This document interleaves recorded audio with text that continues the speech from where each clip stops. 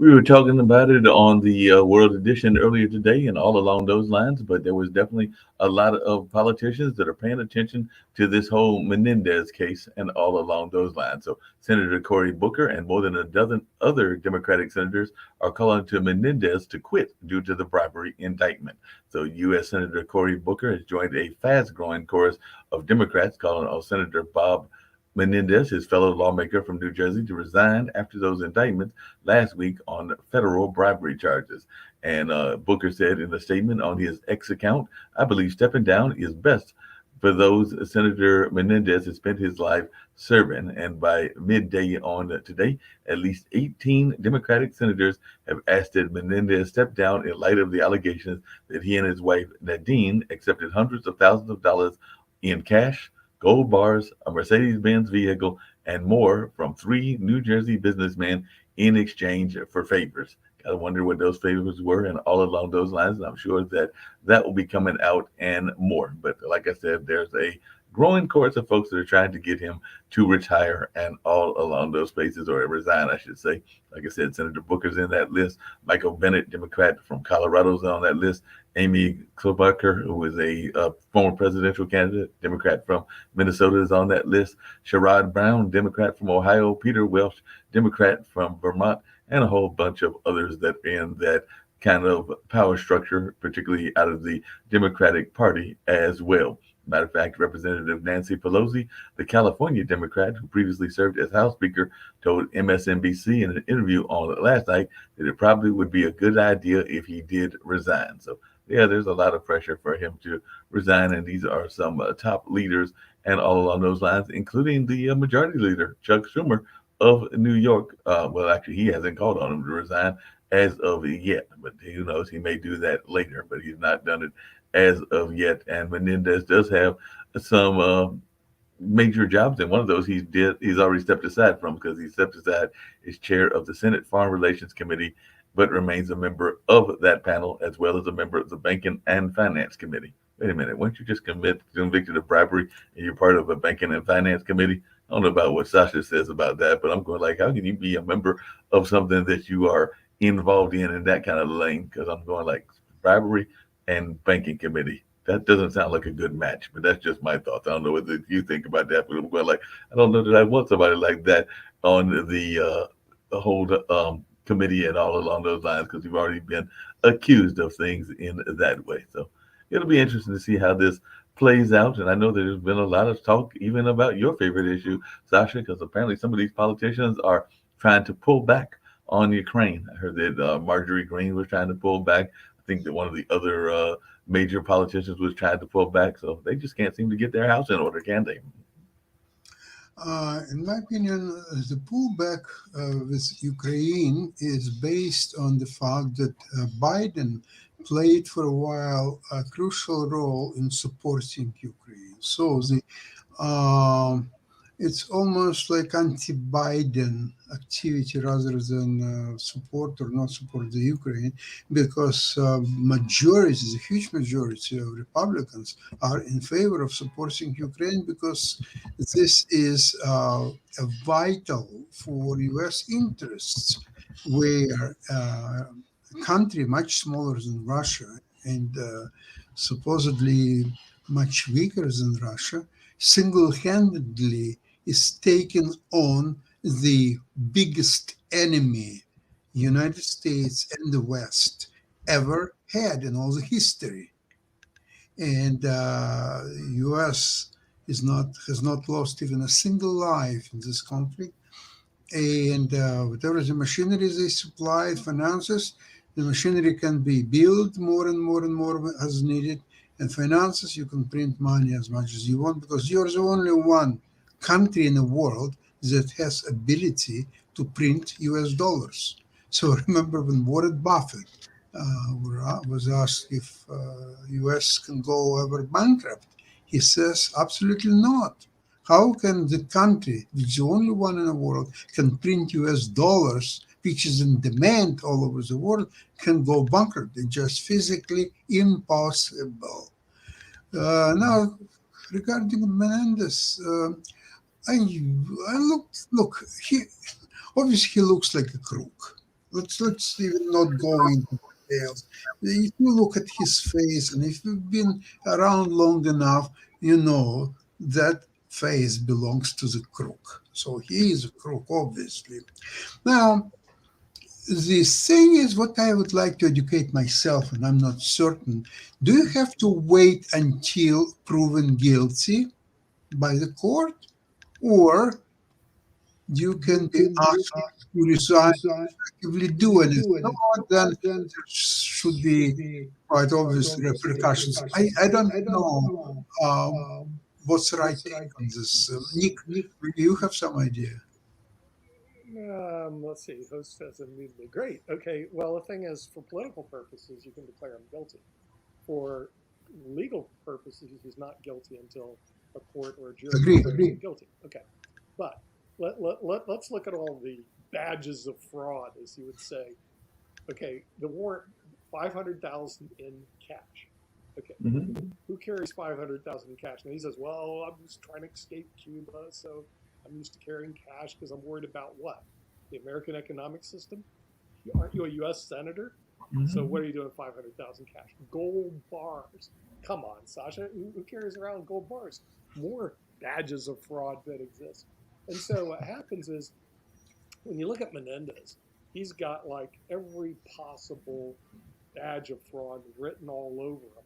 And you know, he's not guilty Hey, Nick, speaking of until he's bad declared guilty. frog and all of this, and I know Sasha will love this news because we have some major news that just came down on the front and everything. We got some very major news. A judge ruled today, the day being Tuesday, that Donald Trump committed fraud. I know that this comes as a shock to Sasha for years while building the real estate empire that catapulted him to fame and the White House. So Judge Arthur Engoron ruled in a civil lawsuit brought by the New York Attorney General that the former president and his company deceived banks, insurers, and others by massively overvaluing his assets and exaggerating his net worth on paperwork used in making deals and securing financing. Doesn't matter. He's the best. Election was stolen. It doesn't matter. Let's make America great again. Come It on. doesn't matter. I mean, the thing is, he's what they call Teflon Don. So the Teflon Don, it doesn't matter what the courts say. It's what the court of public opinion says, which is totally different. And that's one reason he's going to win the election. Because But can he win the election if he convicted of fraud? Y'all talking about it doesn't Menendez, matter. and then apparently this judge ordered that some of his businesses like this have to be rescinded, making it impossible for him to do business in New York, and said he would have to continue to have an independent monitor to oversee the Trump organization's operations. So looks like his business might not be doing all that well. But it doesn't matter because the thing is, Trump knows the legal game. So he's going to do the one word that gets him out of all this trouble. You know what gets him out of all this trouble, Mark? One word. What's that? The appeal. Okay? So all he has to do is post an appeal, and the case is stayed until a higher court hears it. So Donald Trump knows the game. He'll file an appeal. Everything that you heard would be stayed until a higher court hears the case. So it's like I said, it's a waste Nick, of time. I read today a very interesting story in Atlantic. Is that some states already started proceedings that, according to the Article 14 of the Constitution, is not eligible even to run for the election, and they're asking very speedy Supreme Court decision on that issue. I mean, again, as they say, in chess, you've hung out with grandmasters. Not so easy, okay, because what you're doing, and I've heard the 14th Amendment people, the 14th Amendment are like as crazy as the January 6th people are. The 14th Amendment has Donald Trump been proven guilty of treason as we sit today, has he, Sasha? It's not clear whether he has been found guilty or just a mere fact that he was fighting Constitution on January 6th is enough. Doesn't matter. That's all. Has a court of competent jurisdiction. Right? I didn't find it in Article 14. Okay, but it doesn't. It's not matter. there. Okay, so the thing is, they're shooting in the wind. They have a big problem ahead of them. In other words, they're going like, well, he's guilty of insurrection, treason, blah blah blah blah blah blah blah.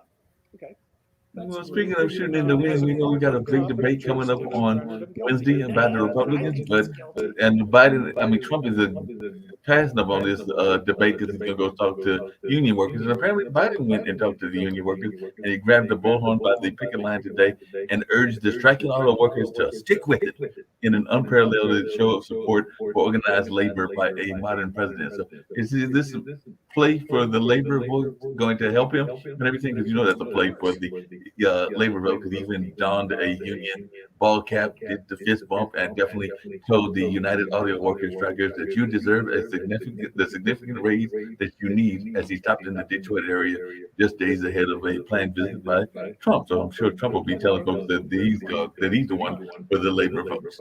It's a complete political play by Joe Biden. I mean, a lot of stuff he does, that's the reason somebody wrote a book, The Last Politician, is complete political play. Okay, and you'll get labor votes. But you know what? It's like saying Trump is playing to the conservative vote. So what? Trump gets the conservative vote anyway. Biden's going to get the labor vote anyway. So what all he's doing, Biden is trying to do is solidify it. And then he's bribing the rest of the young people by saying, I'm going to eliminate your student loans. So Biden is playing politics. No longer is you it know what's happening. He's losing the independent vote. And here's why Biden's going to lose. Two reasons. Number one, it's more expensive in the United States of America to buy a house than it ever was in the last 22 plus years. Number two, it's more expensive to buy a car than it has been in 22 years. What do most young people buy, or even other people buy? Houses and cars. And Biden just told you, Menendez apparently got a Mercedes Benz. Well, Biden has made it unbelievably to impossibly expensive, and he's going to take the heat on that. And once just like when I looked at Trump, I said he's going to lose because of COVID. How Trump, Nick, how Trump will make cars and houses less expensive? Because here's how he does it. He said, here's how he does it, Sasha. It's magic dust. He says he's going to make it less expensive. See, he doesn't have to do anything because he's not sitting in office. All he has to do is say, if you elect me, houses are going to be less expensive. Cars are going to be less expensive. Economy's going to be great. Look what I did when I was president. Your houses were less expensive. Your cars are less expensive, and the economy is great. And everybody's going to go, remember, these are low information voters. They don't watch our show. They go, oh, yes, Trump's going to make my life better. And they'll vote for him. He wins, Biden loses. The Democrats will cry, oh, I can't believe we lost. And I'm sitting there and going like, dude, you have an octogenarian. You're trying to get up there that has no energy. You are going to lose. And that's what's going to happen. And speaking of losing, and I wanted to get to the only way you're going to something. change history is you've got to replace Biden with a suitable candidate. You got to get a younger candidate. Probably don't know that that's Oh, going to by the way, you know happen. what else is going to happen? Two more things. Prediction. Number one, when Biden leaves office, he's going to forgive Hunter Biden. He'll pardon him. So that case is over. Hunter won't spend a day in jail. Number two, when Trump gets in office, he's going to pardon all his cronies. And they're all going to be released from prison.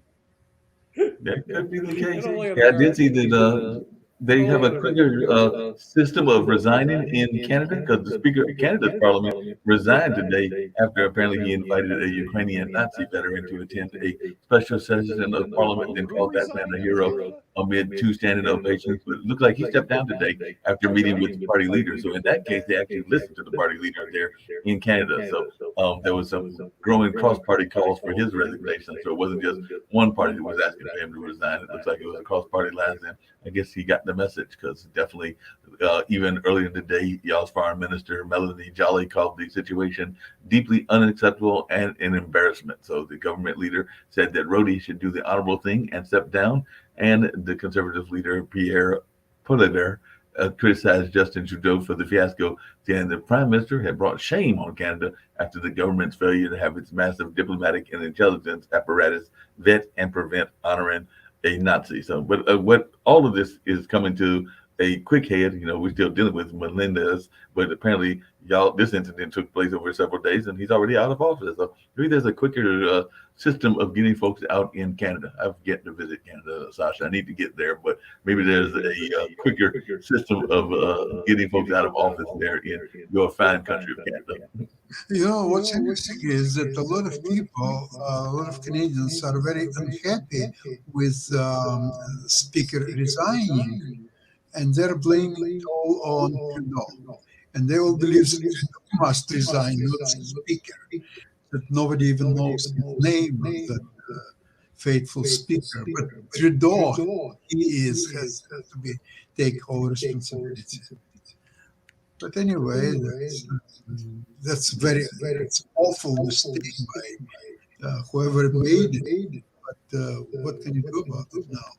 Yeah, they say the gentleman's name is Anthony Rota, Rota. So that's the gentleman that stepped down and all along those lines. So yeah, I'm sure that apparently he was the party leader, well, one of the party leaders over there in Ottawa.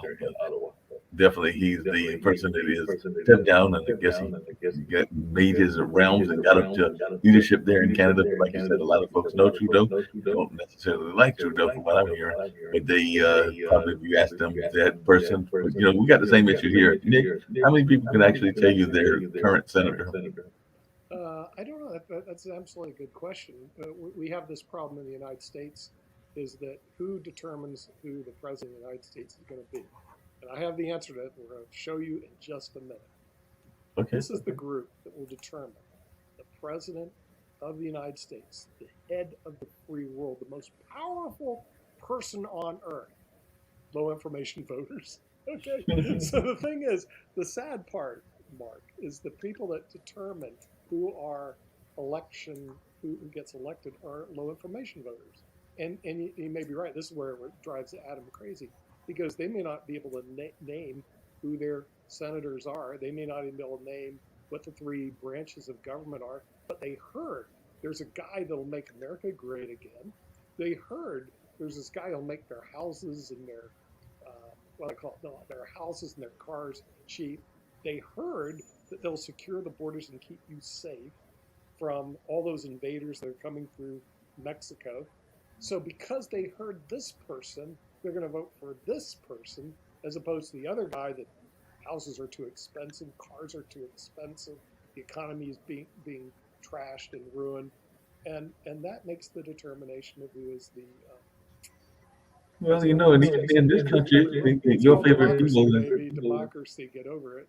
Yeah.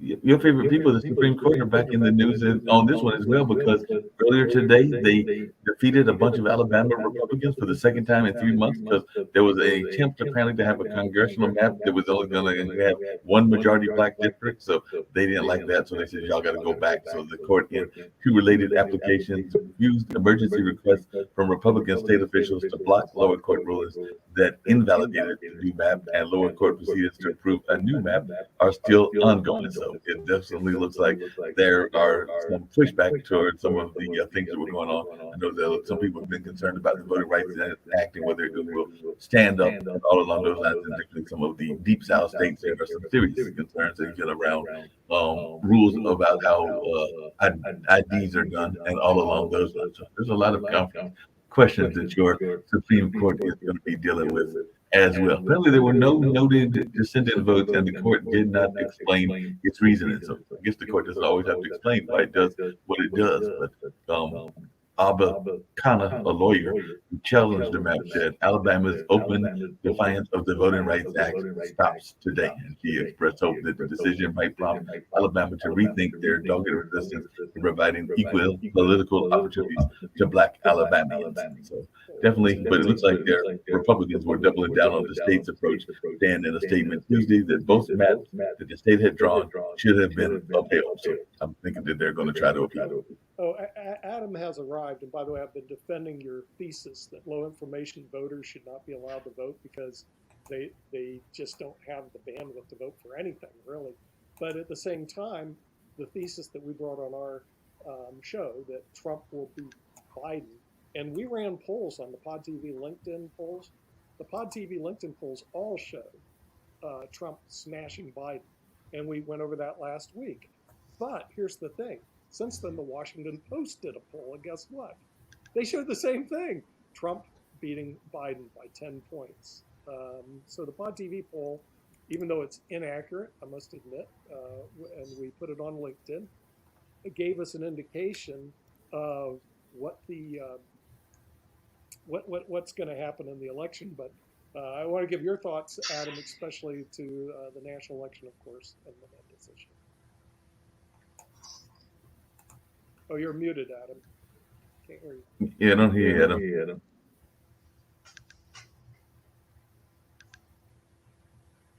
Computer issues. Still don't hear. No information voters. Yeah, I'm having issues with it. Might have to go out and come back in. I don't know if that's the case. I don't hear you at all. Adam is being silenced by both the Republicans and the Democrats. I didn't think it was possible to silence Adam. I said he's being silenced by both the Republicans and the Democrats. And you know, he's also coming. I've got to check the votes, but I think he was coming in either third or fourth in our latest poll to Taylor Swift. So Taylor Swift was winning that poll, and Donald Trump was coming in second. So Adam was not doing well against his friend Taylor. Can you hear me now? I can hear you now. Yes. Okay, I apologize for that, and I apologize for being late. I was listening to the Russian national anthem, unfortunately, and watching an interview with Mr. Putin. No, in all honesty, my car broke down on the way home. Well, I think that it's great news for the United States today that we can look forward to Trump in 2024. I'm looking forward to securing that border. I'm looking forward to a better economy. I'm looking forward to welcoming corporations back into the country with a lower corporate tax rate. I'm looking forward to lower taxes for individuals. And I'm looking forward to lower gas prices. And Adam, just really quickly, are you looking forward to Trump pardoning himself? Because apparently he was indicted today for committing fraud in New York. Oh, yes. I look forward to that day, too. Trump should pardon himself because those indictments are so politically motivated and so lacking a basis in law or fact, particularly the ones in New York, in Georgia, and in Washington, D.C., where Trump was expressing his First Amendment rights, which is an important right for every American. But Adam, who makes the determination that it's politically motivated indictments or not? Who is determining that? That's a great question. And there's really no way to determine it for certain. But you can infer that it's politically motivated when the people who are bringing these indictments are Democrats, when they're bringing them in jurisdictions that are heavily Democratic, and when they're bringing them based on facts that are very, very questionable.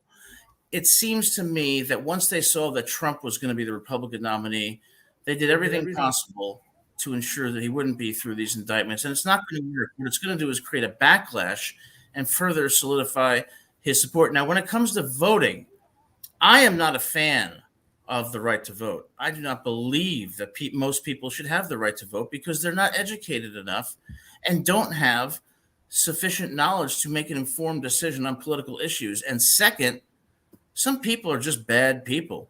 You have a lot of racists out there, a lot of sexist, homophobic jerks out there. Why should they be allowed to vote?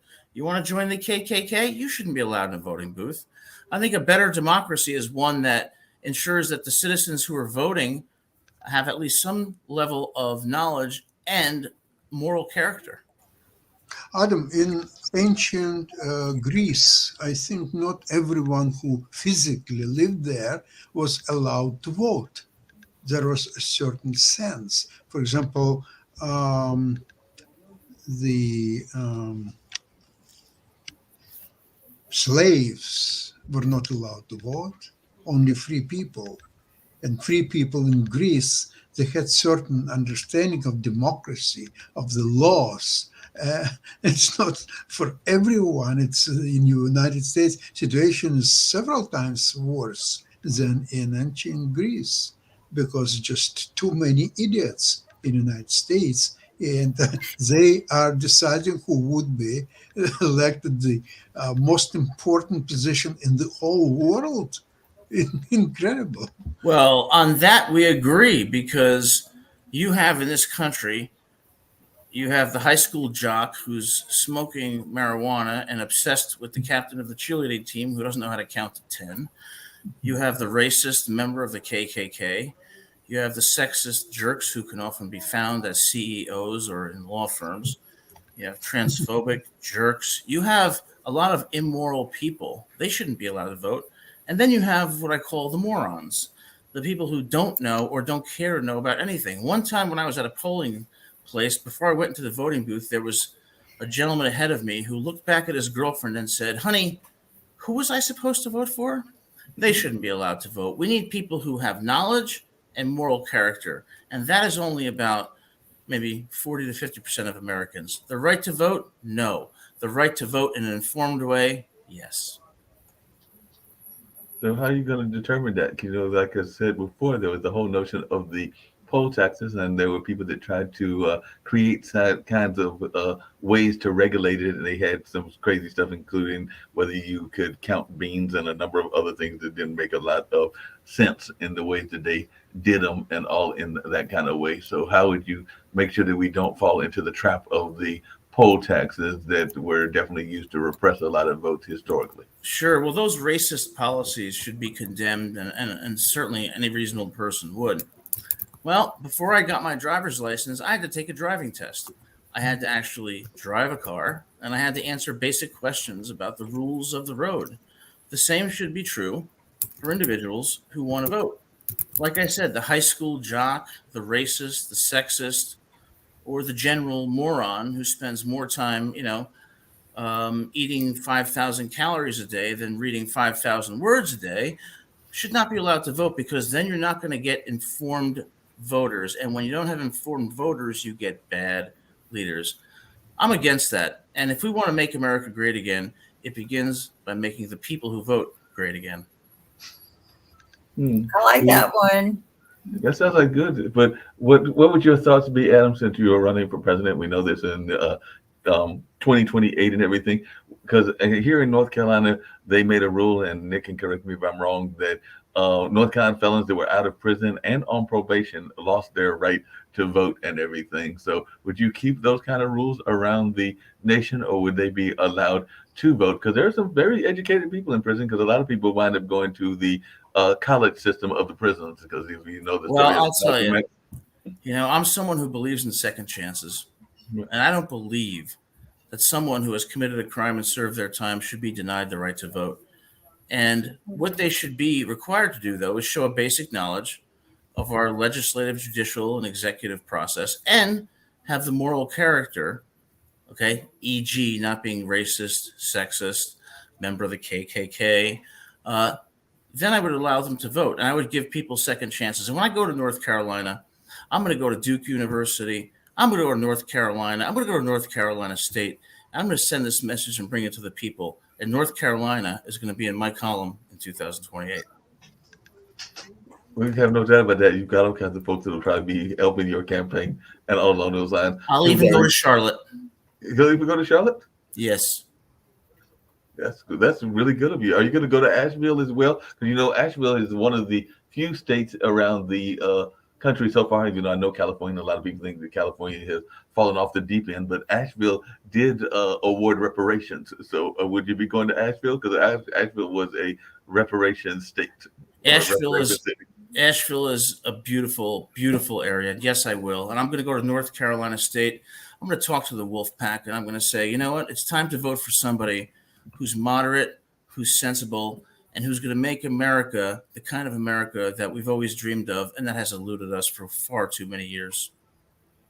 That's the other question I was going to ask. This is for everybody on the panel. There is this notion that Trump had of make America great. And then the question that people have asked me is, exactly when was America great? Because we go back, there were some times that America was not all that great, like around the Great Depression, around slavery, around a number of other things. So exactly where are we trying to take America back to? Because that's the question that some people have asked me, because some of the things that we have won, we want to keep the victories, I would think. But I don't know. Adam, what's your thoughts? It was a time before Englishmen colonized. We were great when we were Native American Indians. The 1960s, when we had JFK and Camelot. The 1980s, with Ronald Reagan and the mid 1990s with Bill Clinton. I don't care what he did in the Oval Office. I care what he did for the American people. And as far as that goes, the best president in the last 50 years, best presidents were Bill Clinton and Richard Nixon. I don't care about what Bill Clinton did in the Oval Office, and I don't care about that third-rate burglary they call Watergate. I care about the fact that these men did great things for the people. At the end of the day, a president should serve the people and make sure their lives are better than they were 4 years ago. And that's what's going to happen. What about JFK, Adam? JFK? Yeah. Would you put him on same level? I thought JFK would have been one of the best presidents ever. I agree on that one. I think if he'd been given the chance, we have another Kennedy running. Do you think that he would carry the same credibility in that world? No, I don't think he would, because I think that he's not doesn't have support in the Democratic Party, and he doesn't have the kind of ideas that JFK had and the kind of inspiration that JFK really provided to people. JFK was a man of great charisma, great ideas, and he kind of brought the innocence back to America that people yearn for. Ronald Reagan did that to an extent, and I thought Bill Clinton did too. What we need is a leader who is going to actually lead for the people and do things that are going to help the American people. The average person who wakes up at 8 o'clock in the morning and works and lives paycheck to paycheck. We need to help the people in the Midwest, the people who are struggling, and we need a leader who's going to inspire them and who they know is going to help them, and not a leader who's a narcissist like Trump is, not a leader who's in cognitive decline like Biden is. We need a new generation of leaders, and that starts with people like me. Yes, it does. Sounds like it. I think that we need a younger crowd of people in our leadership roles in order to bring us not only out of the hole that we're in, but also for just generating new ideas, generating new policies, generating a new world, because we are entering a new world. We need people that are a lot more tech savvy. People, like you were saying, that you'll come visit NC State University. I mean, that's one of the flagship engineering schools in the world. One of them, not the only one. There are others, but Georgia's got one, Georgia Tech. There's a number of other ones that are significant. Well, there's plenty of tech schools, but NC State is up there with always being, in the front realm of technology, and of course NC State has the quantum computer. So, there are others that are just now getting that, but they were the first to have it. But I think that a younger leadership like you would really benefit our country far greater than anyone who's running right now. It's just hey, Adam, real quick question. Do you think that everybody that is passing these large bills should be required to read them, understand them, and know what they have passed? Because I just saw that recently we had a new bill in North Carolina that was passed. Apparently, everybody's concerned about climate change, so they've got a rule of plastic bags of all things. So Asheville is debating a plastic bag ban, and Durham a 10-cent fee, and then the state stepped in. So there's two cities, and I just named the two cities, were debating it. They stepped in and passed a law that prevents them from doing so. So the law says that Asheville can't have the plastic bag ban and Durham can't have its 10-cent fee and all in that space. But the provisions take place in the newly passed 625-page state budget. That's bigger than some textbooks and a lot of textbooks and everything. So should they have to not only put items into it, but also understand it? Oh, they should ideally, but they don't. They often don't read the bills they're passing. And instead of plastic bags, or plastic surgery for that matter, what I'm going to do for the state of North Carolina is this. I am going to say that every single person who is below the poverty line gets $50,000 tax-free. And in areas where there is high crime, I'm going to pay people $1,000 and contract with them not to commit crime. And that is going to make a difference because those are solutions. And they can have as many plastic bags or plastic surgeries as they want. Reminds me of Joan Rivers, way too many plastic surgeries. But anyway, I don't want to go down that road. But I'm going to have solutions that, you want to talk about elevating people out of poverty. The way to do it is to give them money. Is to have and give them free tuition to NC State, but not to North Carolina, because North Carolina, I'm reluctantly visit, but what? Adam, since you're legislating stuff and all along those lines, are you going to legislate age rules as well? Because we just had a very popular wrestler, Hulk Hogan, who decided he wanted to marry somebody much younger than himself and everything. So, are you going to legislate a rule that says that the 70-year-old can't marry the 45-year-old? I think she's a blonde, but I'm not sure. I don't see a picture of her right now. No, because I'm a feminist, and I believe that women should have the right to make choices that empower them. And this woman obviously made a smart choice by marrying Hulk Hogan, a very powerful man, a wealthy man, a man of great character. I applaud her. Their wedding pictures, I saw them online. They were beautiful. Cool. So we're not going to legislate that. By the way, Adam, you'll be glad to know I've got to check on it because I think you're an independent. I may have your vice president if you can have a male vice president if you're not committed to Taylor Swift. But a dear friend of mine, Morgan Freed, that is a real estate photographer. His son, Martin is the father. His son, Morgan, is very much involved in politics, was actually on the student council at Appalachian State or East Carolina, one of those colleges, and definitely is still involved in politics. But ironically, because a lot of folks know that I am more on the Democratic side, he is very much a Republican. But yeah, we're still good friends and everything. So I'll see if Morgan's available to be your vice president. I will say this though, Taylor Swift is really pretty, right? So I think that I would have to choose her as the VP of that on that basis alone.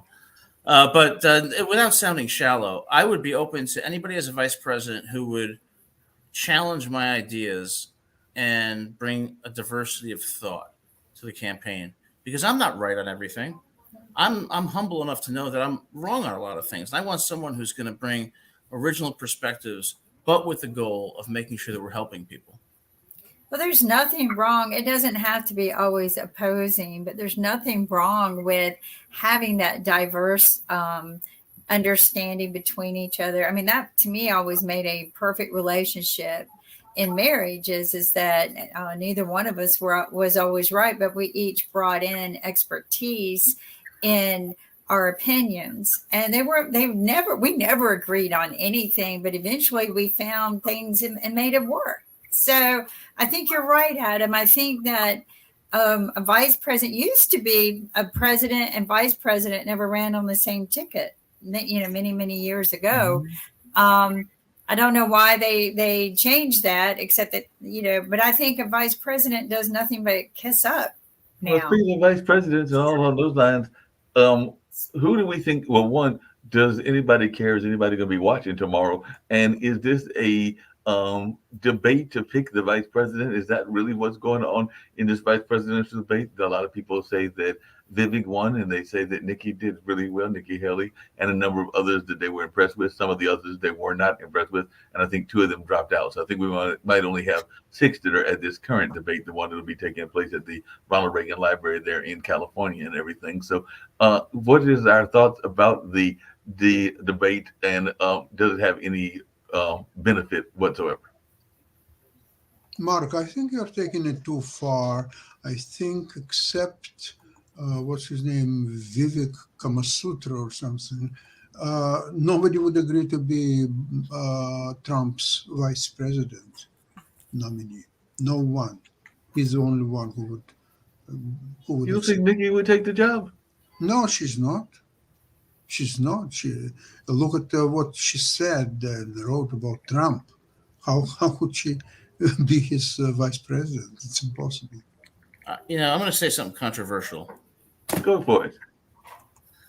The reason that Nikki Haley is where she is because she's smart. But let me tell you something. Looks go a long way. Looks go a very long way. I have not seen that much substance out of her. But because most people would consider her good looking, it shows you the bias that people have towards individuals who are good looking. That's not taking anything away from Nikki Haley. I'm sure she's brilliant and has wonderful ideas. But it's a little bit of a shame that our presidential politics sometimes comes down to how people look rather than what they say. And when I'm president, I'm going to tell you what's going to happen. I'm going to stand in the Rose Garden with Vladimir Putin, and I can't pronounce his name. The Ukraine and Russia, they're going to achieve peace. And we're going to stand there with the Ukrainian flag, the Russian flag, and we're going to say, You're gonna sit there with Zelensky and Putin and not try to get them into because there's probably gonna be like some arm wrestling matches. Zelensky and Putin are going to shake hands the same way that Yitzhak Rabin and Yasser Arafat shook hands in 1996. We're going to create peace, an independent Ukraine, and a stable Russia, and we're going to make the world a better place. I agree with that mentality as well. Why does everything have to be war? And responded with war. I mean, what Putin did was wrong, but maybe the better way to approach this instead of threatening is to say, hey, you know what? Let's just shake hands. Let's play a chess game. Let's figure this out. And, let's talk about how we can make both countries powerful and independent on their own.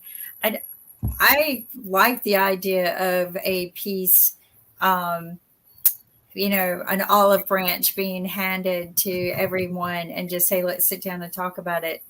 Do you think Putin will agree to this? Sasha, I'd love to hear Sasha. I'm curious. Would he agree? Yeah, Sasha, do you think that there could ever be a person that could literally do that kind of negotiation that would actually get the two of them in the same room and that they would be a feasible result and everything? Because there have been people that have tried. I remember even Dennis Rodman went to different places and tried to negotiate deals and everything. And definitely great job he did. Definitely Henry Kissinger has as well. So do you think that somebody could literally get Zelensky and Putin in the same room and that they would come to a agreement of some sort or another, or just a no-win situation for those kind of negotiations?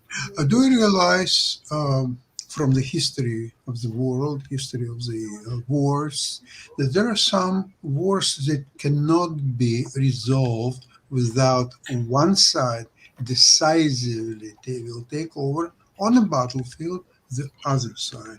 If you remember First, Second World War, many other wars done history, like 30 years war, so maybe other, right? I'm not going to go into it, but you already understand what's happened is the Russia on the February 24th, 2022 has invaded Ukraine, independent country.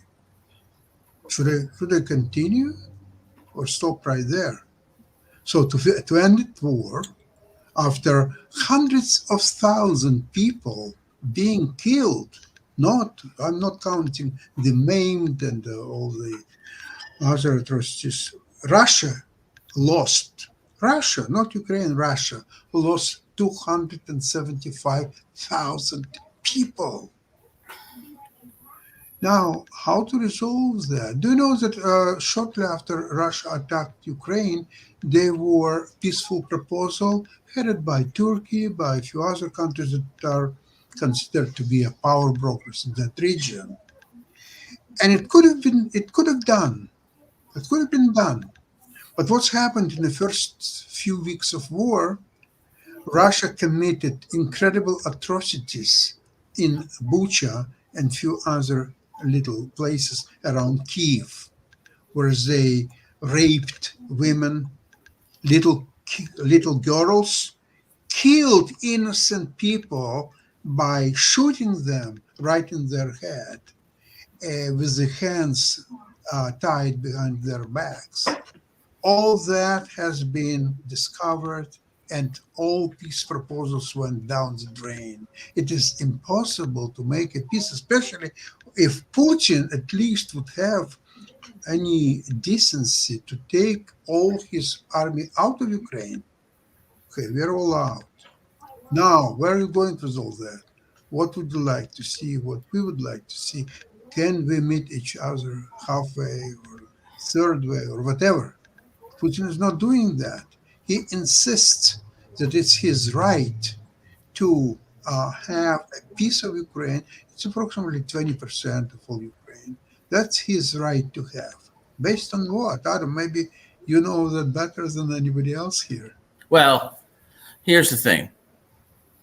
I think that the reason that Russia invaded Ukraine is largely attributable to NATO expansion. When you look at Western Europe and how many countries joined NATO, and Ukraine was going in that direction, it was a threat to their security. And what I would do is I would prohibit Ukraine from becoming a part of NATO, and I would recognize them as an independent country. And I think that I could negotiate with Putin. I really do. Here's the essence of. And I like, Putin is go on. Since 1991. And I would give reparations to Iraq for our terrible invasion that killed Saddam Hussein. But that's another issue. That's fine. I have no sense in that. But since 1991, both Russia and Ukraine became independent countries. Right. So why do you think one independent country can dictate to another one what to do, whom to join, and so on? How do you see that can happen? Well, because I see it as a threat to Russia's national security. Why would you care about Russian national security? Why? As an American, why would you care about Russian national security? Who gives? I'm looking at the situation from Russia's perspective. Every country's leader, every country is going to care about their national security. And when you see Western Europe, one by one, becoming a part of NATO, and then you have Ukraine going that direction, you have on their border countries, pro-democracy countries that are hostile to Russia, and that is a threat to their security. I suspect if we were Russians, we would feel the same way. It's kind of like if I lived in North Carolina and, all of a sudden on the East Coast, we had the Chinese, sitting there with troops. It would ultimately threaten our security. They have to stop the NATO expansion. Wait a sec. Talking about NATO, do you have any silly organization? I'm sorry? Do you have any ideas how new countries are being accepted to NATO? What is the process exactly? Do you have any idea? I don't have idea about the specifics of the process, but I I'll know. Tell you. What? What is it? You know. What is? Well, the outcome is more important than the process. Russia is surrounded by countries that are part of NATO, and Ukraine is the last one right on its border that now wants to be part of NATO, and that's the red line. What about Finland and Sweden, especially Finland, who already joined NATO and who has 1,000 kilometers of all common border with Russia? What do you think about that? So why Russia is not fighting Finland already over it? Because it's the cumulative effect of the expansion. If you look at the map, Russia is now surrounded by NATO countries, and Ukraine is the only one who's not in NATO. That's the last domino to fall. And so Russia, from Putin's perspective, is saying, enough is enough. We cannot have yet another country on our border after all. Well, let's talk about something. Do you know who is John Mearsheimer? He's in Russia, people like him are being called useful idiots. So he's a professor of history who is teaching the real politics. What means real politics? It means there is a huge, very powerful Russia. And there are some little states here and there, Ukraine, Kazakhstan, or Uzbekistan, but all kind of garbage there. And they cannot have their own policy, politics, army, economy, just nothing. They have to be always smile, be polite, ask Russia, what would you like me to do today? Would you like me to jump 5 times? Oh, how high? Oh, nice. I'm going to do it for you between 3 and 4. Oh, you want 4 and 5? Okay, I'll do it between 4 and 5.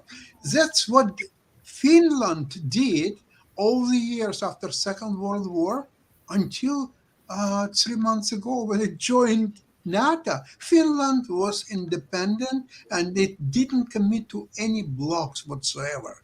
And of course, after Putin invaded Ukraine and started the huge war, the first war since 1945 in Europe, Finland ran into NATO. Now, speaking about what I asked you before, what's a mechanism of bringing new members to NATO? It's very simple. A country, for example, at that time I was actually in Poland when Poland joined NATO. Well, it's a process. It's not one day situation. So Poland applied that they want to be a member of NATO. They applied, I think, in 1994. So there was a process what they had to do in order to be accepted. They went through the process and they became a member of NATO in 1997. That's right. Later, okay, so there is a process. Ukraine, based on what I understand, they could never be accepted to NATO. If Russia wouldn't attack them, they would never be accepted to NATO until sometime 2030, if not longer, because there are just too many things that Ukraine had to comply before they would be accepted to NATO and also European Union, by the way. So same thing happened not only to Poland, but Baltic republics, Czech Republic, and all those new members. So all this new membership happened between 1997, 1999. The latest ones were 2004, I think, Baltic states. So it wasn't that NATO was encouraging these new countries. Come on, join NATO. We will fight Russia together and we will kill all of them. No, it's not the case. The countries were applying to be accepted. They had to go through the process. Right. And I'm not going to wait until Ukraine gets an approval on its application to join NATO, because over the last, I would say, 30 years, one by one, Western European countries have joined NATO, and it is a threat to Russia's national security. Which Western European countries joined NATO in the last 30 years, in your opinion? I'm sorry? You mentioned that the Western European countries won. Nearly all of them. I don't have a list on me right now. I can pull up the information. But if you look at it, everybody there was no Western European country except Finland 3 months ago. For 30 years, there was no Western European countries joining NATO. Okay, it was Eastern European countries. Okay, I'm sorry. My apologies. Well, Eastern European countries on the west coast of on the west of Russia's border. If you look at the map, they're all affiliated with. They're all members of NATO except for one, and that is Ukraine. And that's why Russia invaded Ukraine, because of the threat to their national security of being surrounded on their borders by countries that are pro-democracy and hostile to Russia. And I think on the east coast of the United States, if this happened, we would do the exact same thing. Adam, along those same lines. Maybe we would, but we're going to have to wrap up. Well, we're going to wrap up because we actually on Thursday. I want to wrap up. I want to keep talking because you know what? This is a good discussion. I'm just. Russia would be an intelligent voter. We started actually a few minutes late. If we're going to continue talking, I'm going to have to pour some vodka, and so is Sasha. No, we got about 7 minutes because we did start a little bit late. We do have roughly about 7 minutes. I was going to ask Adam. Let's talk on Thursday. And we'll continue the discussion on Thursday. Without all this bullshit, what we spent 45 minutes today. We'll start with that because this is only meaningful discussion. Well, there are other discussions as well when it comes to politics. There are other discussions when it comes to politics in America. I think that there's something to be said when somebody feels threatened. You know, what Adam was talking about too is, you know, if the United States, if we felt like too many people were coming in on us, you know, what actions would we take? Sometimes I wonder, are organizations like NATO valuable anymore, or do no, they're not valuable. But guys, look at what we did with Cuba. No, we not did just the Cuba, same but thing with Cuba. Hold on a second, not just Cuba, because one of the things I was going to bring in is that to your point, Kim, there are some people that are concerned about some of the folks that are coming in, even from some of the communist countries, and whether they are coming in and then just gathering the knowledge and then going back to their country that they're from, whether that's Cuba, whether that's China, or a number of other ones that exist as well. So, like I said, you mentioned Duke earlier, Adam. I literally live right around the corner from Duke, and I can tell you there are a number of Chinese students that come in, get the education, and then they go back to China. Now, whether they're communists or not, I don't know. Duke, I want to go to NC State. Adam, let me tell you, we start on We'll Thursday. go visit. But one thing I want to say today, all the problem today with Russia, Ukraine, and many other topics in that direction, coming from the flawed way of American universities teaching people about that region. So what they're doing is, it had some merits before Soviet Union existed. So, okay, here's a huge landmass. It's a Soviet Union. It's very powerful. We have to know this and this and that, and that's the end of story. And they were talking and learning Russian language and Russian history or so on, like other countries like Ukraine and others, they wouldn't even exist. Poland had rights because it was an independent state for many years now, but not Ukraine. Well, there's no Ukraine, it's nothing. But the reality, if you will go back into history, you will see that Russia, after the Mongol and Tatar invasion, it's for 250 years, it lost its meaning as a country. It was completely ruled by the Asians. And though today's many laws are in Russia, deriving from the East, from Asia, not from the Europe. Wherever Ukraine was always part of Lithuanian and Polish unity, and they always were European country. They had Renaissance, they had culture. Russia don't. Because if you tell me about Dostoevsky, Tchaikovsky, and all that stuff, remember all their greatest works they composed while being outside of Russia, in Europe. No, but Sasha, along those same lines, because we were just talking about Duke University, that's actually what your point is actually what they call their studies, because the study at Duke is called the Center for Slavic, Eurasian, and Eastern European Studies. So they actually take your standpoint that it is a Eurasian connection and everything, because that's literally what their study is called, is Slavic and Well, Eurasian look, I studies. mean, the bottom line is this: if I was Vladimir Putin, and I had, I'm sorry, I said Western Europe, but if I had Eastern European countries one by one becoming a part of NATO, and then Ukraine being suggested to ultimately be a part of NATO, I'd have a problem with that too. I mean, look at how we treated Cuba. Okay, imagine if we had 5 Cubas surrounding the East Coast. We'd do the same thing. And I've never been afraid of Russia. I've always thought Russia could be an ally. And I think Mr. Putin is a strategic leader. I don't see him as a threat. And I do believe that a partnership with Russia and the United States is important because we don't want Russia and China. Adam, tell that to people in Bucha who lost In where? their lives. Bucha, it's a little village near Kiev where there are huge atrocities, as I said before. I'm not going to do it second time. Well, I agree with you totally. But look at what we did in Vietnam. We raped women. We killed children. I understand it's horrific, but that is not going to necessarily influence my overall view of what could be a strategic partnership with Russia, because otherwise Russia is going to be much closer to China, and that alignment is what scares me most. Very quick question. If Russia wouldn't have nuclear weapons, would you still talk about friendship with Russia and how lovely they are and Putin a great leader and all that stuff?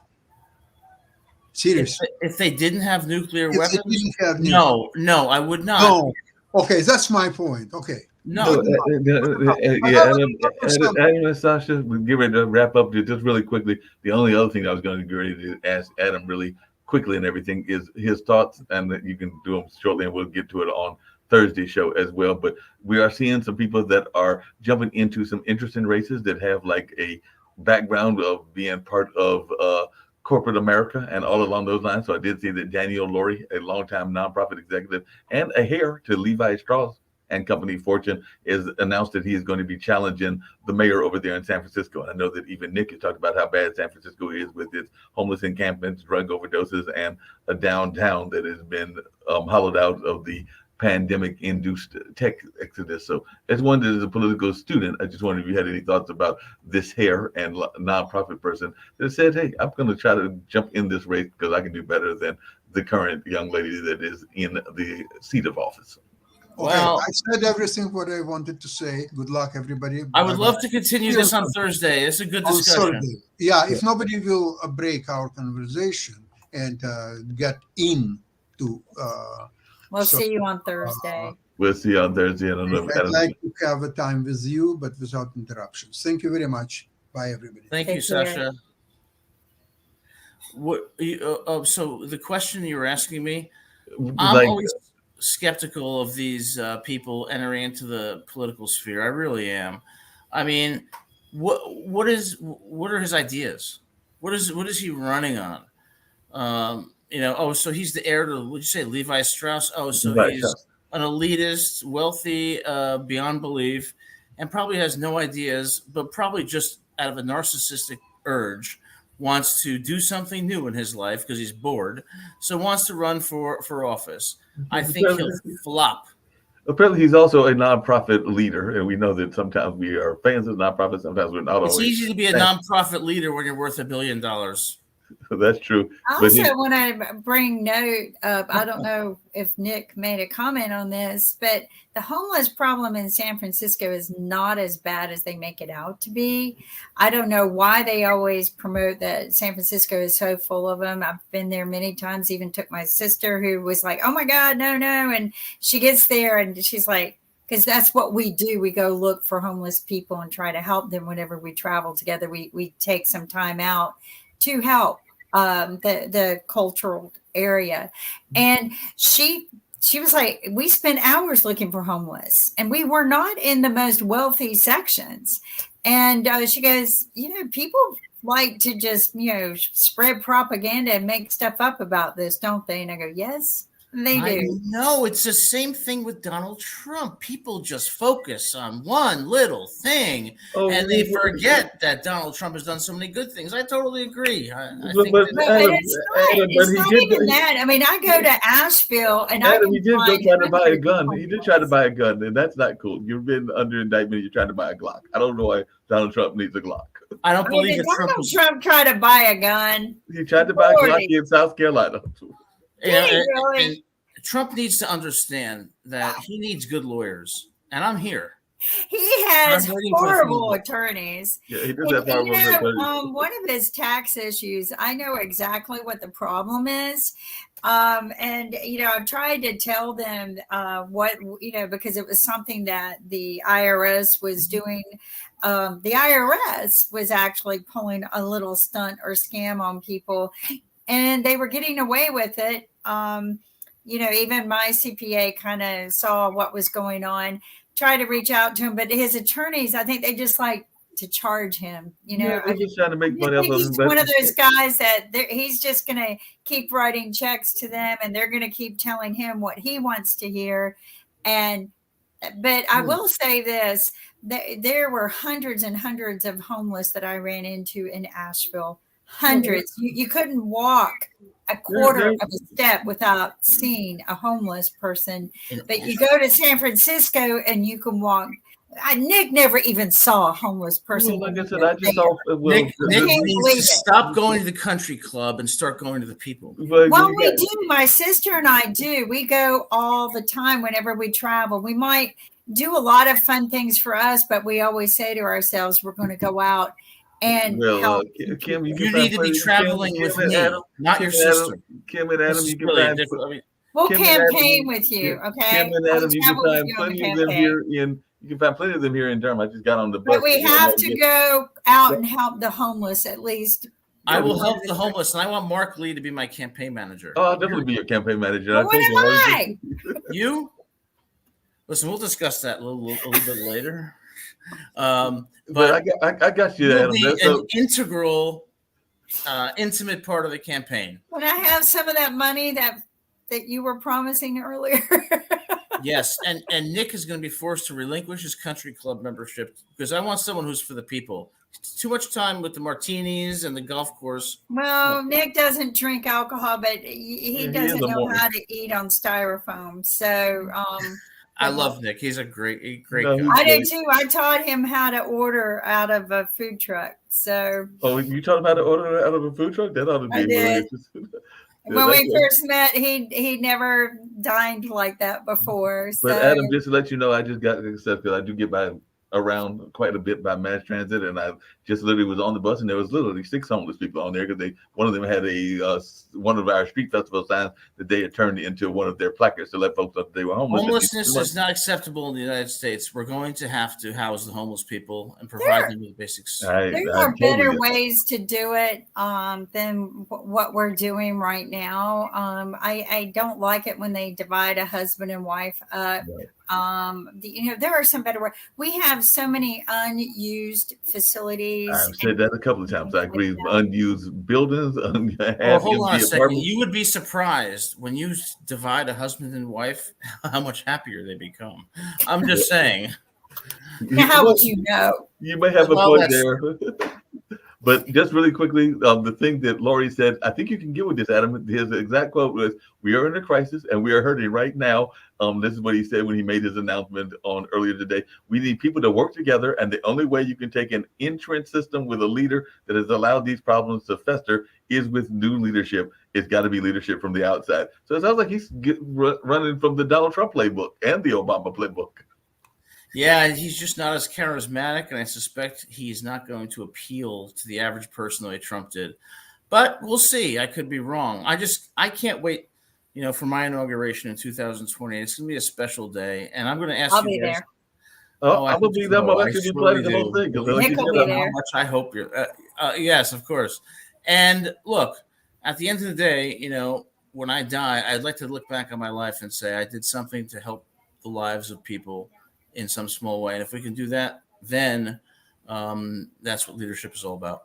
Because you do know that in 2028, Kim and Nick will be known as the Ted Turners of live streaming. Really? Yes. Excellent. Well, You look, it's How going about to the be. Nick and Kim of? I'm going to spend my first night in the White House in the Lincoln bedroom. I believe that. I can't wait. We're in the looking forward to it as Lincoln well. So bedroom? right now, we're going to get on out of here. This has been a fun conversation. I knew Kim. Despite the fact that Yes. I don't like Lincoln. well, we'll have a whole conversation about that. We're going to have a new poll coming out on Thursday. Like I said, Adam, you did not win this one. Taylor won. So far, we've had Oscar the Grouch win and Taylor Swift win in our polls. And I don't know. I think Miss Piggy's going to be the cultural candidate for this time. So Miss Piggy will be our cultural candidate this time around.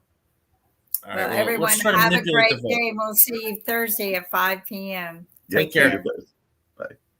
Bye. Go. Sorry.